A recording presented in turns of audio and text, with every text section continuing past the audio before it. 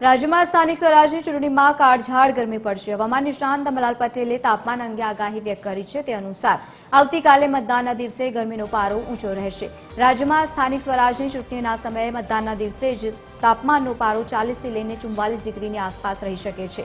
મધ્ય ગુજરાતમાં આણંદ, નડિયાદ વગેરે ભાગોમાં પણ 43 ડિગ્રી આસપાસ તાપમાન રહી શકે છે। તો બીજી તરફ ઉત્તર ગુજરાતમાં પાટણ, સમી, હારીજ અને પાલનપુર સહિત વાવથરા જેવા ભાગોમાં 42 ડિગ્રી આસપાસ તાપમાન રહી શકે છે। અમદાવાદની વાત કરીએ તો ત્યાં પણ 42 ડિગ્રીની આસપાસ તાપમાન રહે તેવી સંભાવના છે।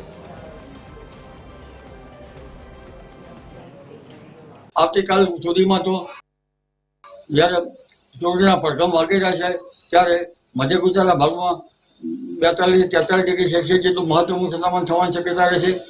એમાં પાટણ, વડોદરા, આણંદ, કપડવંજ વગેરે ભાગોમાં આકરી ગરમી પડવાની શક્યતા રહેશે।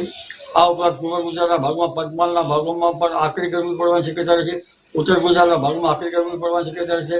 પાટણ, સમી, હારીજના ભાગો તપી ઉઠે। વાવથરા, બનાસકાંઠા, પાલનપુરના ભાગો ગરમીથી ત્રાહિમામ પોકારી ઉઠે અને લગભગ ઘણા ભાગો 42 ડિગ્રી સેલ્સિયસ ગરમી પડી શકે। આ ઉપરાંત કચ્છના ભાગમાં 40 ડિગ્રી સેલ્સિયસ આસપાસ ગરમી હોવા છતાં વંટોળિયા ચડે અને ધૂળકટ ચડવાની શક્યતા રહે। ઉત્તર સૌરાષ્ટ્રના ભાગમાં મહત્તમ તાપમાન 41 ડિગ્રી સેલ્સિયસ આસપાસ થવાની શક્યતા રહે।